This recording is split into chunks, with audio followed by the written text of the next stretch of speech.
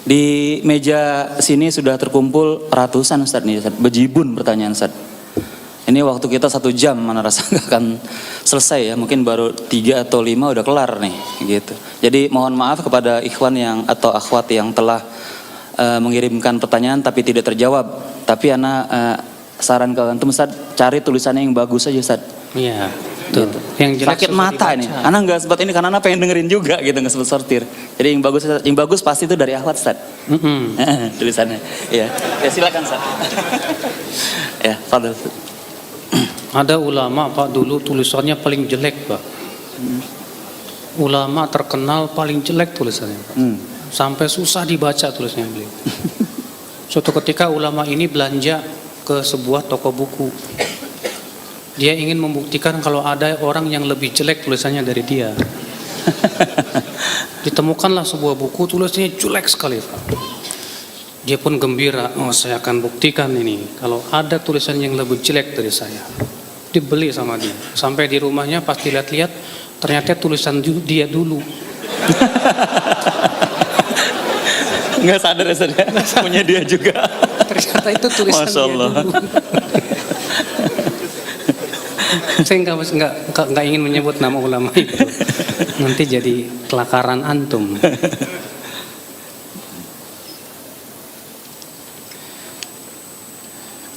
Saya hanya ingin menjawab pertanyaan yang sesuai dengan pembahasan ya. Karena pertanyaan-pertanyaan yang berhubungan dengan masalah hukum ini, hukum online, hukum ini bukan bahasan kita Pak.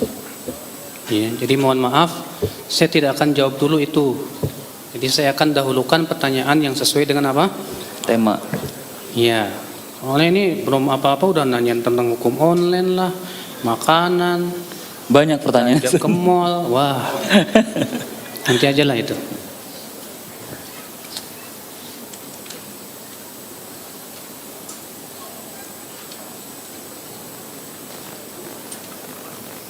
Apa sih bedanya manhaj dengan madhab? Iya. Manhaj itu Pak adalah metode di dalam memahami. Itu manhaj. Sedangkan madhab adalah hasil ijtihad seorang imam atau ulama. Iya. Madhab secara bahasa Arab dari kata dhahaba yadhabu artinya pergi. Dhahaba yadhabu dhahaban wa madhaban. Artinya tempat pergi. Maksudnya gimana? Pendapatnya. Ya. Maka kalau pendapat seorang ulama disebut itulah madhabnya dia. Paham nggak Pak? Nah di dunia Islam ini kemudian terkenal ada istilah 4 madhab. Padahal ulama banyak loh Pak, cuma bukan 4. Kenapa kemudian jadi 4 madhab? Karena merekalah yang paling banyak pembelanya Pak. Dan memang dari sisi keilmuan juga luar biasa. Wailah di zaman Imam Syafi'i ada enggak ulama-ulama yang sekaliber dengan Imam Syafi'i, bahkan lebih dari Imam Syafi'i? Banyak dari sisi keilmuan. Tapi kefakihan Imam Syafi'i luar biasa. Sehingga ya banyak murid-muridnya, banyak pembela-pembelanya. Di zaman Imam Malik ada enggak yang sekaliber dengan Imam Malik? Banyak Pak. Bahkan banyak sebagian ulama lebih mendahulukan keilmuan Laits bin Sa'ad daripada Imam Malik sezaman itu. Ya. Tapi ternyata yang lebih masyhur Imam Malik karena murid-muridnya yang tersebar dan pembela-pembelanya lebih banyak. Ya. Imam Bukhari kenapa enggak jadi mazhab sendiri, Pak? Padahal kan namanya masyhur sekali Imam Bukhari kan ya. Iya. Karena ternyata Pak, ulama-ulama setelah imam yang 4 itu, mereka ternyata lebih merojikan salah satu pokok-pokok salah satu dari madhab itu. Imam Bukhari lebih banyak condong dalam masalah usul-usul madhab itu kepada Imam Syafi'i, Imam Bukhari. Sehingga dikatakan Imam Bukhari itu madhabnya Syafi'iyah. Walaupun beliau banyak juga menyelisihi madhab Syafi'i. Karena tidak ada satupun ulama madhab yang fanatik kepada madhabnya. Tidak ada satupun ulama madhab yang mengatakan nggak boleh keluar dari madhab, nggak ada.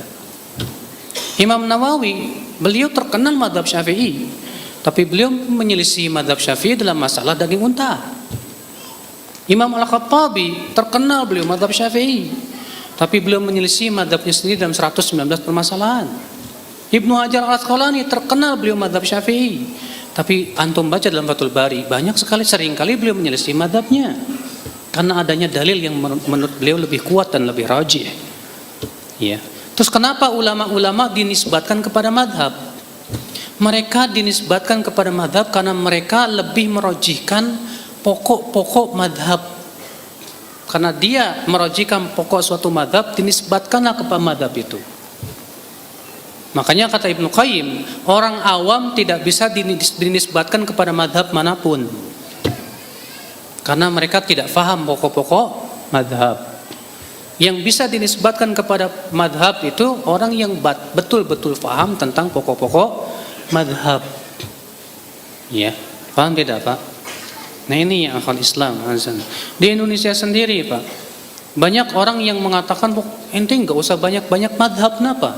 Madhab Syafi'i udah Syafi'i aja. Tapi ternyata dalam kelakuannya sehari-hari juga dia nggak kuat-kuat banget berpegang kepada madhab Syafi'i. Saya berikan contoh. Kalau habis sholat dikerasin tuh, tiap habis sholat dikerasin. Padahal itu bukan madhab Syafi'i Pak. Madhab Syafi'i itu pendapatnya adalah zikir setelah sholat sir, bukan keras. Yang dikeraskan itu madhab Hambali. Imam Syafi'i mengatakan boleh dikeraskan dalam rangka taklim, mengajarkan, tapi itu tidak boleh terus menerus, sesuai dengan kebutuhan selesai.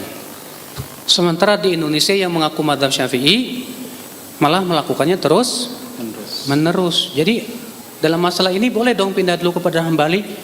Ya nggak apa-apa. Kalau buat mereka nggak apa-apa, buat kita nggak boleh. Itulah aneh. Ya.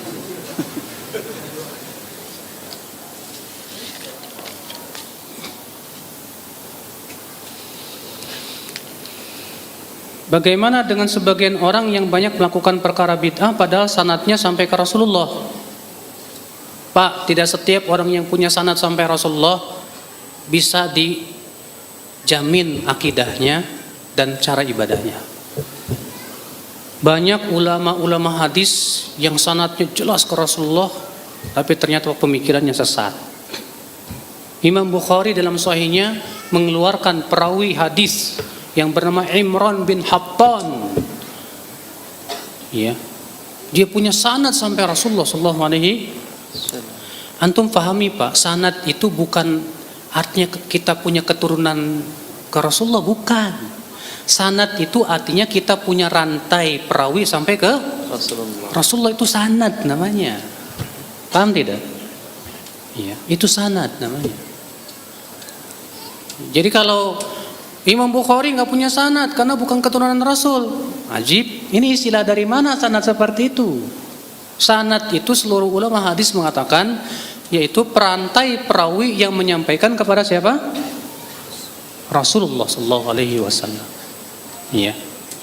Nah, ya akal Islam, Imran bin Hattan banyak dia perawi hadis, punya sanad ke Rasulullah, tapi pemikirannya Khawarij. Bahkan dia pentolan Khawarij. Imran bin Hattan itu. Dia tadinya Ahlussunnah, Pak. Gara-gara nikah, gara-gara jatuh cinta sama wanita Khawarij itu antik banget. Akhirnya dia nikahi, tapi wanita itu memberikan syarat, kamu harus pindah ke Khawarij. Mau? Akhirnya dia jadi pentolan Khawarij gara-gara istrinya. Makanya antum kalau nikah jangan cuma sebatas lihat cantik, Mas. Itu ini aja lah, apa namanya. Lihat Pak, Aban bin Taghlib. Apa kata Imam Zahabi? Aban bin Taghlib Syi'iyun ghalin. Aban bin Taghlib ini seorang perawi hadis Pak, tapi dia Syiah. Apa kata beliau? Tapi dia jujur, Syiah yang jujur nih. Falana riwayatu, buat kita riwayatnya, buat dia bid'ahnya. Tuh lihat. Berarti orang yang punya sanad dapat jaminan lurus nggak Pak pemahamannya? Enggak Pak. Makanya sebagian orang yang meledek kita katanya kamu itu nuntut ilmu nggak punya sanad. Ya. Ilmu itu harus mangkul, kalau nggak mangkul kepacul. Maksudnya mangkul apa? Kata mereka harus ada sanadnya ke Rasulullah SAW. Ya akhi, di zaman sekarang sanad itu tidak penting. Kenapa? Karena di zaman sekarang sanad itu bukan untuk diperiksa, tapi sebatas melestarikan saja. Pemeriksaan sanad hadis itu berhenti di abad ke-5 Hijriah. Karena para ulama sudah mencatat hadis dalam kitab-kitab mereka. Jadi kita memeriksa sanad hanya dari kitab ulama itu saja. Misalnya hadisnya diriwayatkan siapa? Al-Hakim. Baik. Kita periksa dari Al-Hakim ke Rasulullah. Hadisnya diriwayatkan Tirmidzi. Baik. Dalam di mana? Di sunannya. Kita periksa dari Imam Tirmidzi ke. Adapun sanad kita ke Imam Tirmidzi nggak perlu diperiksa, Pak. Nggak perlu diperiksa. Keder, Ustaz. Kalau di zaman sekarang harus diperiksa juga, panjang banget ini sanad. Yang kedua, siapa yang sikonya kayak para ulama dulu? Soalnya, ya. Maka dari itulah ya akhwan Islam, di zaman sekarang sanad itu hanya untuk apa? Melestarikan saja. Dan alhamdulillah saya juga punya sanad. Kalau dikatakan kata siapa Ustaz Salaf nggak punya sanad, saya punya sanad. Saya punya sanad sampai Imam Bukhari. Saya dikasih ijazah oleh guru saya Syekh Muhammad ya Al-Adhami, beliau yang ngasih ijazah Sahih Bukhari. Alhamdulillah. Ya, tapi sampai Imam Bukhari. Tetap yang diperiksa bukan dari saya ke Imam Bukhari, dari Imam Bukhari ke Rasulullah sallallahu alaihi wasallam. Ya. Apabila dalam menjalankan sunnah jiwa kita terancam, tertekan, terfitnah, terini dari apakah boleh kita menjalankan sunnah tersebut? Terancamnya gimana nih? Ya. Mesti jelas ya. Kalau terancam antum, kalau antum melaksanakan sunnah, dor mati, darurat. Tapi kalau antum mau istiqomah nggak masalah, itu lebih besar. Kalau kamu pakai jenggot, tembak. Misalnya gitu Pak, terpaksa dicukur jenggot, darurat. Gimana lagi? Karena mempertahankan nyawa lebih didahulukan, darurat. Tapi kalau terancam maksudnya cuma dicemooh, atau dituduh teroris, atau cuma ya susah cari masuk ke pabrik, cukur dulu tuh. Ya nggak bisa. Itu bukan darurat Pak, bukan. Rezeki Allah yang atur. Kalau seperti itu para nabi nggak berdakwah. Para nabi dituduh dukun, dituduh berbagai macam tuduhan Pak. Nggak usah didengerin. Maka terancamnya kayak gimana dulu? Kalau antum gara-gara terancam disebut teroris, gara-gara itu antum cukur janggot, itu namanya antum ketakutan. Mental antum mental tempe. Iya. Makanya benar kata para ulama, orang yang berpegang kepada sunnah itu hanyalah lelaki-laki yang gentle. Iya, yang berpegang kepada sunnah Rasul itu tidak setiap laki-laki bisa, tidak setiap orang bisa, Pak. Hanya para gentleman saja yang kuat memegang sunnah Rasul SAW. Siap untuk disebut apa? Teroris, padahal bukan teroris. Siap disebut kebanjiran, padahal enggak kebanjiran. Ya. Siap disebut Wahabi, padahal bukan anaknya Mang Wahab. Padahal bukan Wahabi aja nggak tahu. Ya. Ada teman kita gitu Pak, Ustaz saya tuh bingung, saya kok disebut Wahabi ya? Emang Wahabi apa ya Ustaz ya? Kasihan Wahabi aja nggak tahu disebut Wahabi. Saya ngikutin sunnah Rasul disebut Wahabi. Harus siap Pak, memang di zaman sekarang ini harus punya sifat gentle orang yang ngikutin sunnah itu. Ya, siap dijauhi orang, siap disinisin orang. Udah, kalau antum yakin kalau Allah membela kita, ya, siapapun manusia tidak akan bisa mencelakakan kita. Tegar insya Allah. Makanya diantara nasihat Rasulullah kepada Ibnu Abbas apa? Wa'lam annal ummata law ijtama'u ala an yanfa'uka bi syai'in lam yanfa'uka illa bi syai'in qad katabahu Allahu lak wa in ijtama'u ala an yadurruka bi syai'in lam yadurruka illa bi syai'in qad katabahu Allahu alaik rufi'atil aqlam wa jaffatis suhuf. Ketahuilah hai anak, Kalaulah seluruh manusia bersatu padu untuk memberikan manfaat kepada kamu, mereka tidak akan mampu kecuali dengan apa yang Allah telah tuliskan. Kalaulah mereka semua bersatu padu untuk memberikan bahaya kepadamu, mereka pun tidak akan mampu kecuali dengan apa yang Allah izinkan. Kalau kita yakin nih hadis Pak, tegar kita Pak. Gak takut dengan celaan manusia, gak takut disebut apapun. Yang penting Allah ridho kepada saya. Saya mau disebut sesat, terserah, saya punya dalil jelas. Masa saya punya dalil, pendapat ulama dan yang lain disebut sesat? Itulah yang akal Islam, butuh kesabaran. Dan anehnya Pak ya, kita yang ngikutin sunnah baru diejek segitu udah ketakutan gitu. Orang liberal yang jelas-jelas sesatnya tegar Pak di atas liberalnya Pak. Tegar itu Pak. Ya, istiqomah. Istiqomah. Saya jadi ingat ya kisah Imam Ahmad ketika beliau hendak disiksa gara-gara dipaksa untuk mengatakan Al-Quran Makhluk. Ya, kisahnya diriwayatkan oleh anaknya Imam Ahmad namanya Abdullah. Abdullah suatu ketika sering mendengar bapaknya selalu berkata, semoga Allah merahmati Haytham. Kata Abul Haytham, kata anaknya, ayahku, siapa sih Abul Haytham? Kok engkau sering kali mendoakan dia? Kata Imam Ahmad apa?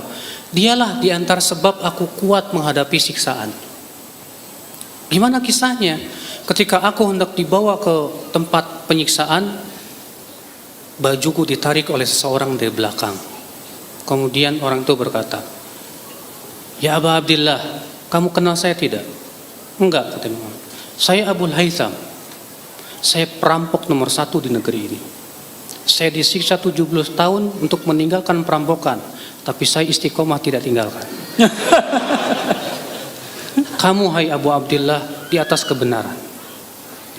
Istiqomahlah kamu di atasnya. Imam Ahmad langsung kuat Pak, Masya Allah. Kalau dia istiqomah di atas, masa saya nggak istiqomah? 17 tahun disiksa buat tinggalin perampokan, masa ini enggak? Masya Allah. Makanya semenjak itu Imam Ahmad tuain terus Abul Haytham. Iya. Artinya kalau mereka aja orang liberal istiqomah di atasnya, masa kita enggak? Enggak usah khawatir, akhi. Di hari kiamat pengadilan setinggi-tingginya insya Allah.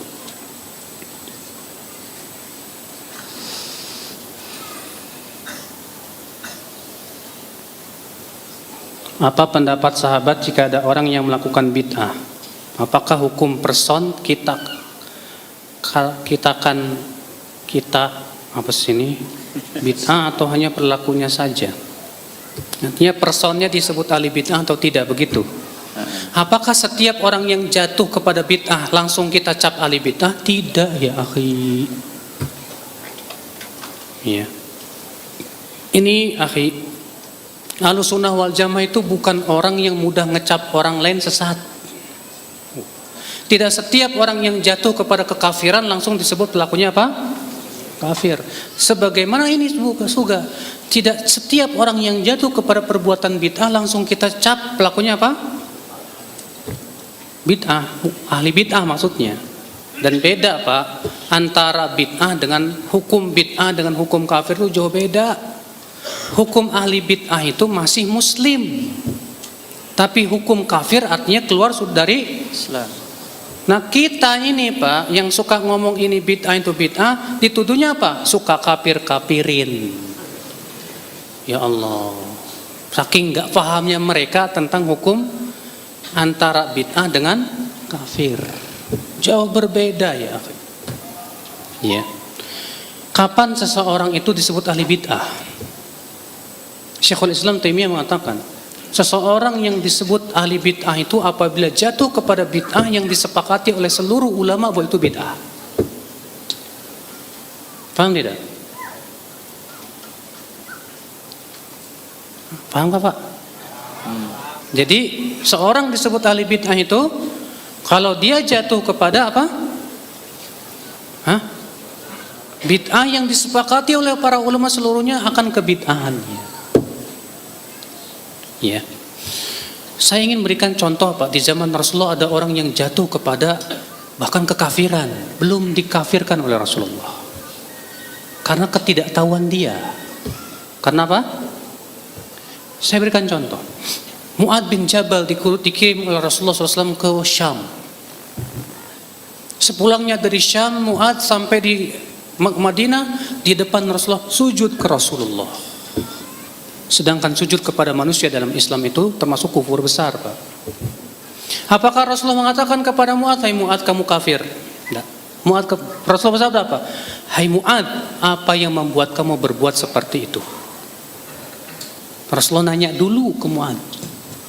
Rupanya Mu'adz ada apa? Pemahaman. Kata Mu'adz apa? "Hai Rasulullah, aku melihat di Syam orang-orang ahli kitab sujud kepada pendeta mereka, dan aku berpikir kita kaum muslimin lebih berhak untuk sujud kepada Rasulullah." Itu rupanya alasan. Berarti Mu'adz sujud itu bukan karena keyakinan, sujud itu apa? Boleh sujud kepada, tapi karena apa? Ada syubhat. Ada apa namanya? Ada syubhat. Maka Rasulullah pun menghilangkan dulu syubhatnya. Apa kata Rasulullah? Mu'adz, kalau aku perintahkan seseorang untuk sujud kepada orang lain, aku akan perintahkan seorang istri sujud ke suaminya. Maksudnya bahwa sujud itu hanya untuk Allah. Dihilangkan dulu. Nggak paham. Banyak orang Pak jatuh kepada bid'ah karena ada syubhat pemikiran. Maka bedakan antara orang yang memang sengaja ngikutin hawa nafsu dengan orang yang tidak mengikuti hawa nafsu tapi jatuh kepada kesalahan akibat pertama kebodohan atau karena ada suatu perkara yang dia anggap itu sebagai sebuah apa? Dalil dan hujah, padahal bukan sebetulnya. Maka harus dihilangkan dulu, Pak.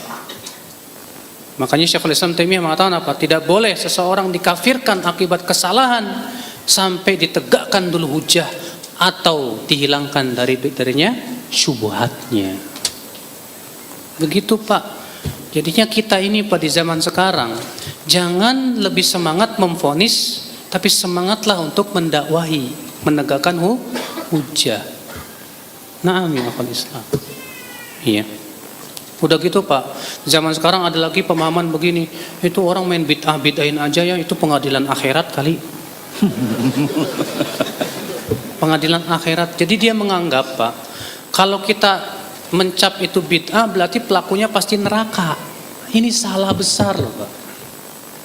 Semua ahlus sunnah, semua ulama sepakat tidak boleh memastikan seseorang dari ahli kiblat sebagai penduduk surga atau neraka sampai kita yakin dia mati di atas apa. Iya.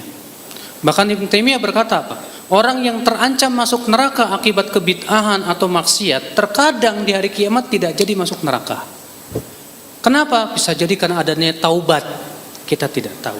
Atau dikarenakan adanya hasanat, kebaikan yang luar biasa besar. Atau bisa jadi karena dia ditimpa musibah yang berat sehingga Allah gugurkan dosa-dosanya. Atau dia dapat syafaat. Iya. Paham tidak Pak? Ini keyakinan Ahlussunnah Pak. Makanya kalau ada orang bilang itu orang suka ngebid'ahin berarti neraka dong, kita jadi dianggap penduduk api neraka semua. Ini sebetulnya sengaja mereka ucapkan itu untuk memprovokasi aja Pak. Kita ketika menghukumi suatu perkara itu bid'ah, tidak sama sekali konsekuensinya pelakunya pasti ahli bid'ah. Ini yang pertama. Apalagi untuk memastikan pelakunya neraka, ini lebih jauh lagi. Itulah akibat daripada kurang ilmu Pak. Kurang apa? Ya kalau zaman sekarang kan sebutnya kurang apa? Kurang minum Ustaz. Kurang minum. Iya. Iya. Kurang air. Konsentrasinya nggak ada. Kita yang disebut katanya kurang baca buku. Ya sih emang kurang banyak. Nggak ada duit beli buku. Apa pendapat sahabat jika ada yang tadi? Itu sudah. Bagaimana manhaj salaf memandang lagam-lagam dalam membaca Al-Quran? Apakah ada batasannya? Ini sesuai nggak ya dengan bahasan kita? Nggak masalah. Ketahuilah akhi, membaca Al-Quran jangan disamakan dengan nyanyi. Membaca Al-Quran jangan disamakan dengan apa? Nyanyi. Karena Al-Quran bukan nyanyian. Maka dari itulah para ulama berfatwa, tidak boleh disamakan Al-Quran dengan nyanyian. Maka lagam Al-Quran gak boleh sama dengan lagam nyanyian. Ada orang baca Quran tapi lagamnya dangdutan. Yang ini pop, ini roll and roll, ini lagam apa, macam-macam. Tidak boleh, Pak. Karena Al-Quran tidak sama dengan apa? Nyanyian. Yang bagus bagaimana? Baca Al-Quran yang bagus itu disebutkan dalam hadis apa? Ahsanukum qira'atan man idza ra'aitahu takhshallah atau yakhshallah atau kama qala. Orang yang paling bagus bacaannya itu yang kalau kita mendengar bacaannya membuat kita takut sama Allah. Iya. Makanya Ibnu Hajar Al-Asqalani rahimahullah menyebutkan dalam Fathul Bari, jadi yang paling bagus bacaan tuh yang sedih, yang membuat kita menangis. Iya. Itu yang paling bagus. Adapun antum baca Quran pengen kayak musyari, kayak ini, ini bukan sunnah para sahabat. Memang para sahabat, ya, pernah kita dengarkah para sahabat ngikutin qori Abu Musa al-Ash'ari? Abu Musa al-Ash'ari itu dipuji sama Rasulullah. Beliau itu diberikan serulingnya Nabi Daud, saking indahnya suaranya Abu Musa al-Ash'ari. Sampai-sampai Rasulullah kalau malam-malam tuh ngedengerin bacaannya Abu Musa al-Ash'ari radhiyallahu anhu. Saking indahnya, tapi nggak ada para sahabat yang ngefan nih suaranya Abu Musa, masya Allah, ngikutin. Nggak ada, Pak. Kecuali kalau kita, kata Syekh Bakar ya, kita sering mendengar nih, ya, Imam Syatiri misalnya, atau Mani al-Juhani misalnya, atau Musyari misalnya. Saking seringnya mendengar, bisa dengan sendirinya, karena saking seringnya. Seperti ini nggak masalah, nggak apa-apa. Adapun kita nyusah-nyusahin diri kayak pengen kayak apa, Musyari, ini nggak benar, Pak. Ini bukan manhaj sahabat.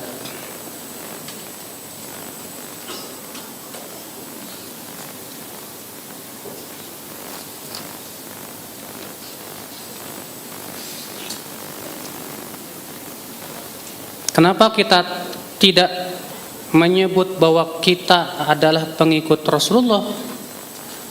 Bukankah salah pengikut Rasulullah?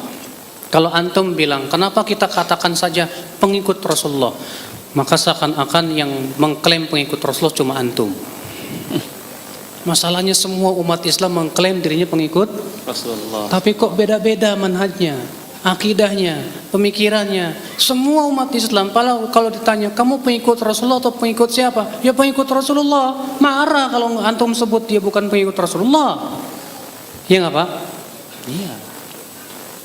Iya. Makanya kata sebagian orang, ada yang nanya ke Syekh Albani, Syekh, bukankah dalam Al-Quran Allah mengatakan huwa sammakumul muslimin? Dia Allah yang menamai kalian kaum muslimin. Kenapa kita harus ngaku saya salafi, ini ahlus sunnah itu? Kenapa enggak seperti Allah sebutkan saja kaum muslimin, dah selesai? Apa kata Syekh Albani? Kalaulah kita seperti di zaman sahabat enggak apa-apa. Karena di zaman sahabat belum muncul pemikiran-pemikiran sesat waktu Rasulullah masih hidup.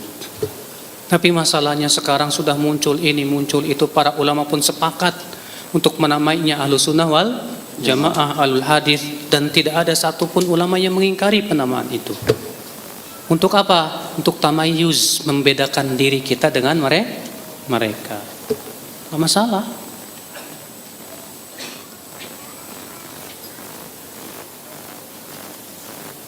Bagaimana cara membedakan firqah Ustadz?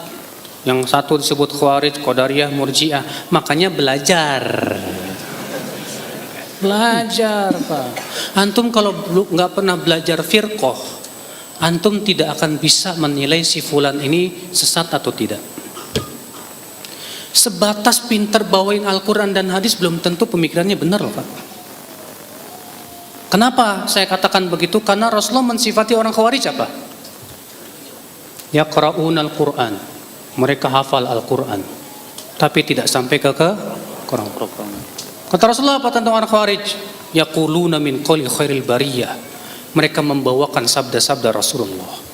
Jadi orang Khawarij bawa Al-Quran, tapi pemahamannya Kata Rasulullah apa tentang orang Khawarij? Yamruquna minad din. Mereka melesat dari agama sebagaimana melesatnya bucur panah dari buruannya. Antum zaman sekarang ini cuma ngelihat, wih ustadz ini pintar ya bawain hadis nih, bawain apa. Wah ini belum tentu Pak pemahamannya benar.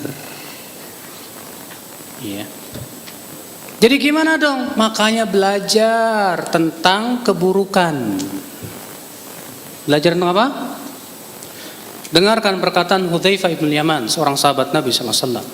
Kana an-nas yas'aluna Rasulullah sallallahu alaihi wasallam anil khair wa kuntu as'aluhu anis syarr makhafata an yudrikani.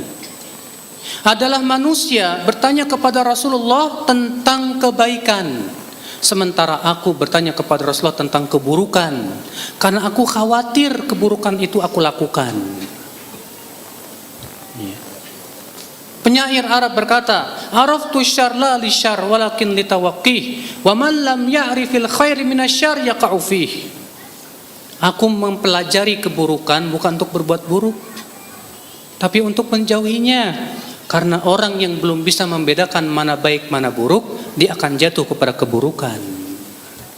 Soalnya kenapa para ulama menulis kitab-kitab tentang firqah, Asy-Syahrastani, Al-Milal wan Nihal. Imam Abdul Hasan Al-Asy'ari dengan bukunya yang berjudul Maqalat Islamiyyin, dan banyak lagi ulama-ulama menulis tentang firqah agar kita tahu hakikat Khawarij seperti apa, Mu'tazilah seperti apa, pokok-pokok pemikiran mereka bagaimana, karena semua ulama sepakat mereka sesat. Nah, di zaman sekarang banyak orang belum belajar masalah ini, Pak. Ketika kemudian kita katakan ini pemikirannya Khawarij, kita yang dibuli. Betul Pak. Ketika Ustadz Firanda membantah seorang fulan, beliau yang dibuli, yang dibela yang dijelek-jelekan. Gak bagus Pak. Kita harus melihat betul nggak bantahannya, ilmiah tidak, sesuai dengan hujah nggak, dengan dalil tidak. Kalau memang harus dibantah ya bantah.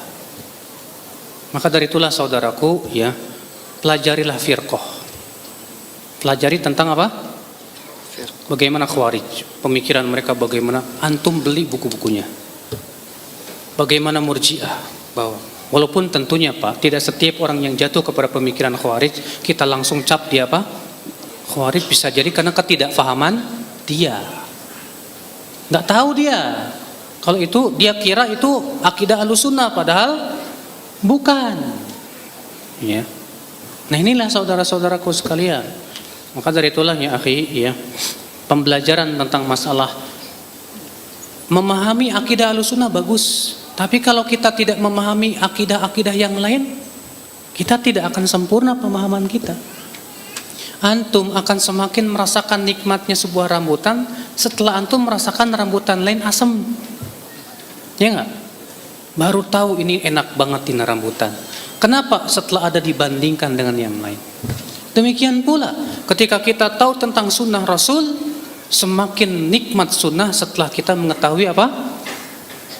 Keburukan-keburukan yang lainnya. Penting pelajaran tentang firqah itu penting diajarkan supaya apa? Sudah kita sebutkan tadi, supaya kita tidak jatuh kepada apa? Pemikiran-pemikiran yang menyimpang tersebut. Bukan berarti artinya kita belajar itu menjadi orang yang pintar memvonis orang, bukan. Tapi untuk menjauhinya, berhati-hati darinya. Ya. Dan aib bagi seorang ustadz yang mengaku dirinya Ahlussunnah tidak faham masalah seperti itu. Karena ustadz itu Pak, fungsinya sebagai pengajar, dia harus paham mana memang ini akidah Ahlussunnah, mana yang bukan Ahlussunnah, supaya dia betul-betul faham. Walaupun masalah-masalah yang detail terkadang seorang ustadz nggak paham, bisa jadi. Kalau dia tidak tahu, itu tidak aib. Imam Malik ditanya tentang 10 perkara dan beliau mengatakan tidak tahu 10-10-nya. Sampai kemudian yang nanya yang berkata, "Hai Imam Malik, lalu saya mau nyampaikan apa ke kaum saya?" "Bilang ke kaummu, Imam Malik nggak tahu." Selesai. Begitulah ya akhi akhlak seorang ustadz. Harus bisa berani mengatakan saya tidak tahu. Ya. Tapi kalau sudah tidak tahu lalu ada orang yang memberitahu, wajib menerima. Syukron akhi. Ini udah nggak tahu, dikasih tahu nggak mau tahu. Nah ini yang payah Pak. Ya.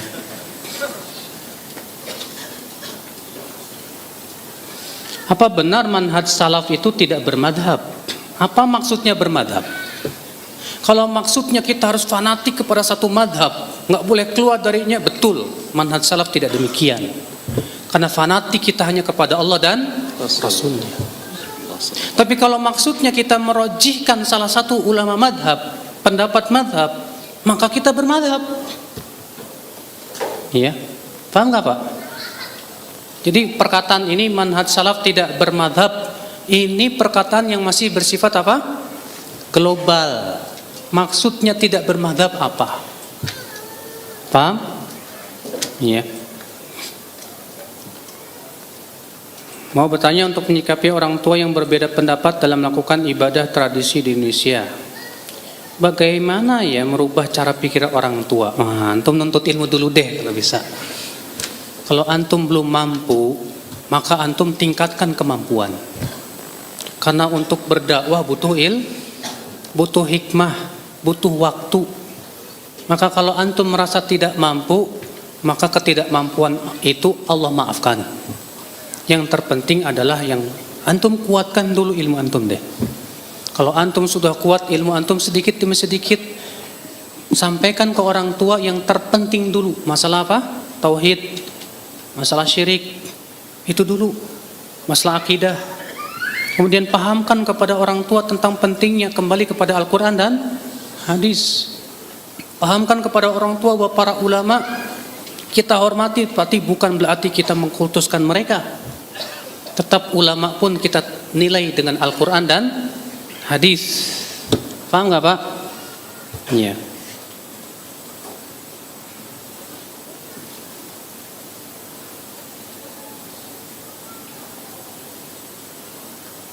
Ana pernah masih duduk dalam sebuah halaqah, sempat ana mau keluar tapi ana dikatakan tidak bisa menerima perbedaan. Ana akhirnya bertahan untuk menjaga ukhuwah dan kami yang sudah lebih dari 10 tahun. Ini gimana ya Ustadz? Ini halaqahnya sesuai dengan manhaj salaf apa enggak? Kalau halaqahnya enggak sesuai dengan manhaj salaf, kenapa sih antum pertahankan hanya demi menjaga ukhuwah? Apakah antum lebih senang diri antum terbawa oleh syubhat mereka demi menjaga ukhuwah daripada menjaga hati kita dari syubhat? Semua ulama sepakat Pak, duduk di majelis orang yang pemikirannya menyimpang nggak boleh. Imam Ahmad, tahu Imam Ahmad? Beliau pernah melewati majelis ta'limnya Mu'tazilah, maka beliau menutup apa? Telinga. Dan menyuruh anaknya tutup. Imam Ahmad berkata kepada anaknya, hai anakku, hati kita lemah sementara syubhat menyambar-nyambar. Imam Ahmad hafal 1 juta hadis Pak, masih begitu. Antum berapa hadis? Kita ini 40 hadis saja nggak hafal, lebih berani dari Imam Ahmad. Wallah, lebih berani dari Imam Ahmad untuk mendengarkan apa? Syubhat. Banyak di antara kita nih zaman sekarang Pak, punya sifat apa? Penasaran yang gak bagus. Penasaran pengen buka websitenya orang ini, baca. Akhirnya apa? Karena keilmuannya masih lemah. Akhirnya apa? Benar juga, jangan-jangan dia benar nih. Antum belajar aja gak becus, udah berani buka ya tempat-tempat syubhat. Orang kayak ginian ini mudah sekali terseretnya Pak. Imam Ahmad yang sudah hafal 1 juta hadis saja masih nutup gini. La haula wala quwata illa billah. Maka dari itulah ya akhi, ya. Penting ya untuk berhati-hati dalam masalah din, penting.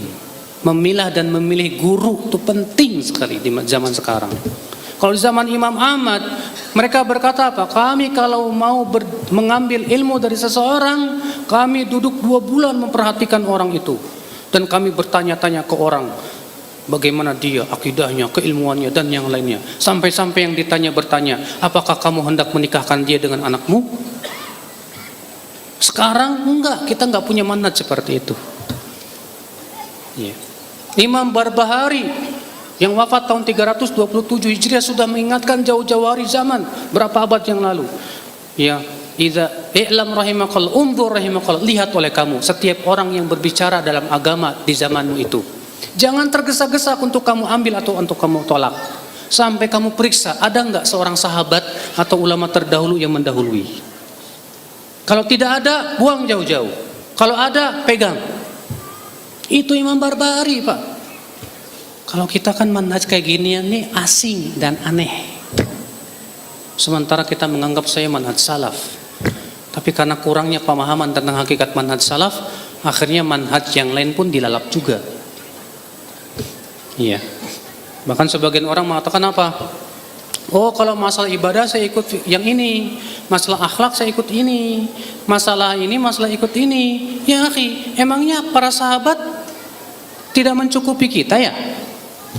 Para sahabat sudah mencukupi kita dalam akidah, ibadah, manhaj, akhlak, muamalah. Semua perkara sudah dicukupi oleh para sahabat. Sudah cukup para sahabat. Ya. Nah ya akhwan Islam, azani Allah wa iyyakum.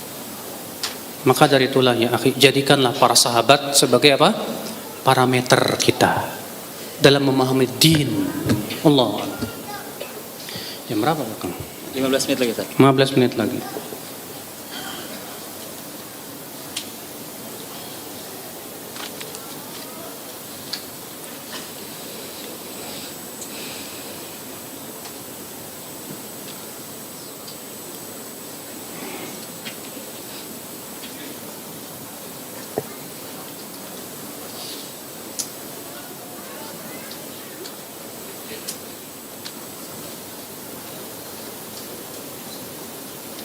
Allah Maha Besar, tidak memiliki kekurangan sama sekali. Allah tidak akan membuat kesalahan sedikit pun. Salah tidak ucapan ini? Manusia tidak ada yang sempurna. Tidak salah. Manusia itu memang tidak ada yang sempurna. Kalau kesempurnaan maksudnya di sini nggak pernah berbuat salah, memang manusia itu tempat berbuat salah. Yang mengucapkan itu siapa? Rasulullah. Kata Rasulullah apa? Kullu bani Adam khata. Setiap anak Adam pasti salah. Ya enggak? Rasulullah pernah berbuat salah enggak, Pak? Rasulullah pernah berbuat salah tapi tidak dibiarkan oleh Allah. Allah berfirman, "Abasa wa tawalla an ja'ahul a'ma wa ma yudrika la'allahu yazakka." Muhammad mukanya apa? Bermuka masam dan berpaling karena datang kepadanya seorang buta. Ditegur sama Allah. Allah berfirman, "Ya ayuhan nabi, lima tuharrimu ma ahallallahu lak?" Hai nabi, kenapa kamu mengharamkan apa yang Allah halalkan? Ditegur oleh Allah Subhanahu wa taala. Iya. Tapi Rasulullah maksum dalam menyampaikan risalah enggak mungkin salah. Iya. Maka dari itulah saudara-saudaraku sekalian, kalau yang dimaksud dengan manusia tidak ada yang sempurna, betul. Kalau dikatakan, bukannya Rasulullah bersabda, "Kamula minar rijal katsir, walam yakmul minan nisa'il arba'ah." Lelaki yang sempurna banyak, kata Rasulullah. Sedangkan wanita yang sempurna hanya 4 saja. Itu gimana, Ustaz? Berarti ada laki-laki yang sempurna. Ya akhi, kesempurnaan ini sifatnya relatif. Sifatnya apa? Ya, relatif. Maka dari itulah ya akhi, ucapan seseorang yang mengatakan manusia tidak ada yang sempurna, betul. Kalau dilihat dari sisi kesempurnaan Allah, karena Allah memang sempurna, tak akan pernah berbuat salah sekecil pun. Tidak, Allah tidak pernah berbuat salah sedikit pun, Mbak. Iya.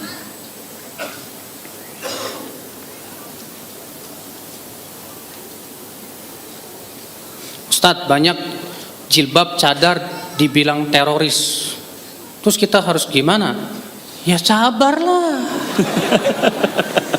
Mau gimana lagi, Pak? Mau ngelarang, kamu jangan sebut saya teroris ya. Nggak bakalan bisa. Sudah saya sebutkan Rasulullah aja disebut apa? Dukun, penyair, dan yang lainnya. Sabar, sabar. Justru itu menambah dan mengangkat derajat kita di sisi Allah. Insya Allah. Apakah benar jika mengatakan di alam semesta ini adalah makhluk kecuali Allah? Minta penjelasan karena yang saya tahu Al-Quran itu kan bukan makhluk. Karena Al-Quran memang berasal dari Allah dan ucapan Allah, maka pasti bukan makhluk. Maka semua yang berasal dari Allah bukan makhluk, karena Allah bukan makhluk. Selain itu makhluk, Arasy makhluk dengan seluruh kesepakatan ulama. Arasy itu makhluk dengan kesepakatan seluruh ulama. Iya. Demikian pula kursi makhluk, malaikat makhluk, surga dan neraka apa? Makhluk. Iya. Nah ini saudaraku sekalian, selain Allah makhluk. Yang berasal dari Allah bukan makhluk, itu Al-Quran.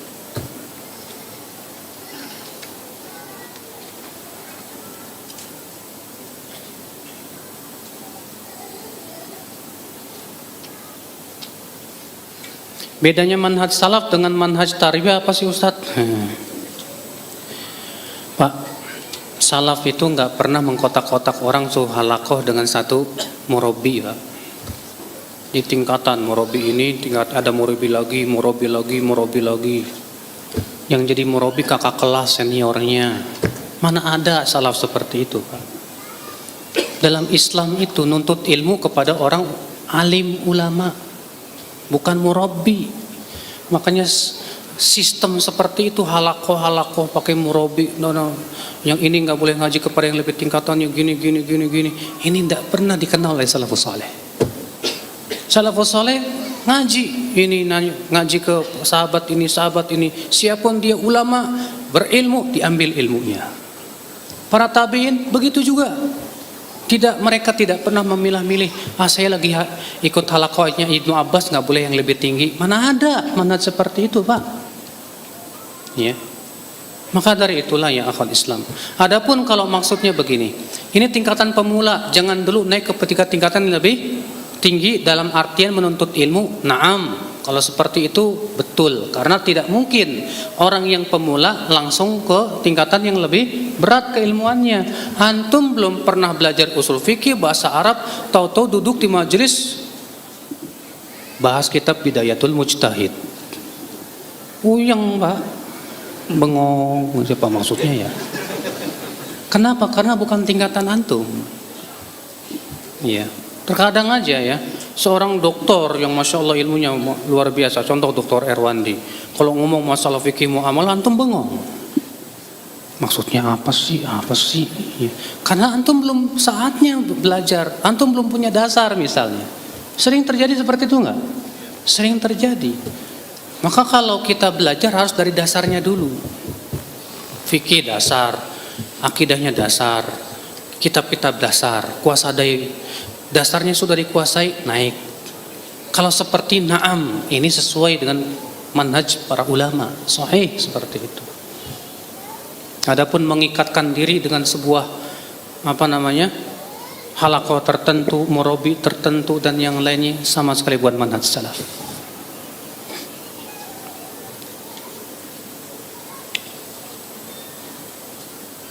Orang yang beranggap tidak usah ikut manhaj, yang penting segala sesuatu ikut sunnah. Tanya ke dia, sunnah itu apa sih? Oh, sunnah itu yang berasal dari Rasulullah. Oke. Para sahabat lebih paham dari kamu atau siapa yang lebih paham tentang sunnah Rasul? Para sahabat atau kamu? Para sahabat. Ya udah, kenapa kamu nggak ikut pemahaman mereka? Oh, saya lebih paham dari para sahabat. Siapa kamu? Ya akhi, kalau ada orang berkata seperti itu, kita nggak butuh manhaj, yang penting itu ikut sunnah. Saya mau tanya, sunnah itu apa? Oke, yang berasal dari Rasulullah. Baik. Para sahabat mengamalkan sunnah tidak? Mereka justru generasi yang paling paham tentang sunnah. Paham nggak, Pak? Sekarang antum pahami hadis, sahabat pahami hadis. Siapa yang lebih benar pemahamannya? Sahabat. Makanya dari itulah Pak, orang yang berbicara seperti ini karena nggak paham hakikat sunnah. Rasulullah menyebut khulafaur rasyidin sebagai sunnah tidak? Kata Rasulullah, fa innahu man ya'ish minkum, sesungguhnya di antara kalian yang hidup nanti akan melihat perpecahan yang banyak. Apa kata Rasulullah? Fa'alaikum bisunnati dan sunnatul khulafair rasyidin. Tuh lihat. Hendaklah kalian berpegang kepada sunnahku. Apakah Rasulullah hanya mengatakan sunnahku saja? Hah? Tapi Rasulullah tambahkan apa? Dan sunnah khulafaur rasyidin. Dikemanakan tuh hadis? Yang paling faham dalam metode memahami sunnah itu para sahabat, akhi. Maka kalau ada orang berkata, enggak perlu manhaj, cukup sunnah. Taib, manhaj memahami sunnah gimana? Nah ini ya, akhi. Ya. Bagaimana jika kita berbeda pendapat dengan orang tua kita? Ya akhi, para sahabat menghadapi orang tua itu lembut banget. Sa'ad bin Abi Waqqas masuk Islam, ibunya marah sampai ibunya bersumpah, saya tidak akan makan, tidak akan minum kecuali kalau kamu kembali kepada agama nenek moyangmu. Akhirnya Sa'ad tetap menemani ibunya yang lagi demo. Dia mau gak mau makan sampai Sa'ad berkata apa? Hai ibu, kalau engkau punya 100 nyawa dan 1 nyawa satu persatu melayang, aku tidak akan meninggalkan agama ini. Mendengar itu ibunya akhirnya makan juga. Lihat, kepada ibu yang non muslim, yang kafir saja begitu akhlaknya Sa'ad. Bagaimana kepada dia, ibu kita yang masih muslim, apalagi belum paham, kasihan dia. Iya. Maka lihat adab para sahabat Rasulullah sallallahu alaihi wasallam. Iya. Saat ini saya kuliah di jurusan ilmu agama Islam. Di program studi saya banyak sekali hal yang melenceng dari manhaj salaf. Banyaknya fitnah, syubhat dan bid'ah. Berdosakah saya jika bertahan di sini? Saya merasa heran justru antum. Kok bisa ya bertahan di situ? Ya. Kalau kita lihat salafus soleh mana tahan, Pak? Mereka nggak tahan, Pak. Untuk duduk lama-lama di majelis ahli bid'ah itu nggak tahan mereka, langsung pergi. Dan sudah saya sebutkan tadi Imam Ahmad, dengan jauh-jauh lah Imam Ahmad. Sampai beliau apa? Untuk telinga, lah antum bukan ditutup malah dibuka gede-gede. Syubhat masuk terus ke hati antum. Apa antum nggak khawatir? Hati antum lemah, akhi. Ilmu antum tuh tidak sekuat Imam Ahmad. Kuatkan iman. Jadi gimana dong Ustadz? Ya udah pindah aja lah. Ya, pindah fakultas, pindah kuliah. Kan ada di situ ada STI Ali bin Abi Thalib misalnya tuh di Surabaya atau di STDI Jember, masya Allah. Kuliah di sana, masya Allah. Atau sekalian ke Madinah. Ya. Kalau kita berbeda manhaj dengan pasangan kita, gimana ya Ustadz? Akhi, dahulu antum waktu nikah, kenapa semau sama dia? Ya dulu saya nggak tahu Ustadz. Ya udah, antum mikir sekarang. Dulu saya sama-sama tidak tahu, sekarang saya tahu. Saya harus berpikir bagaimana supaya istri saya tahu. Itu dong kalau antum sayang sama pasangan. Ini enggak.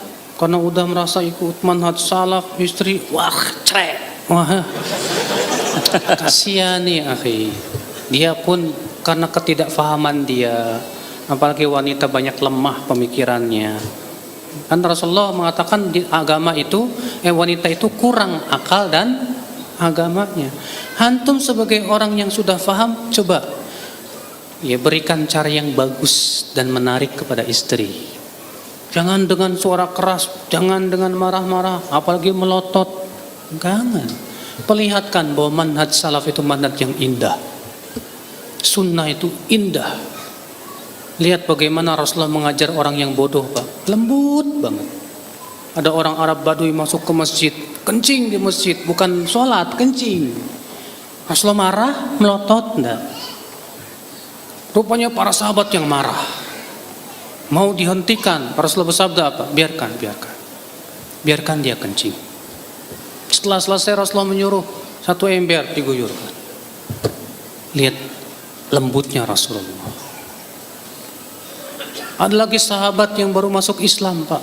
Pas sholat, di sampingnya ada yang bersin, haji, alhamdulillah. Dijawab, yarhamukallah.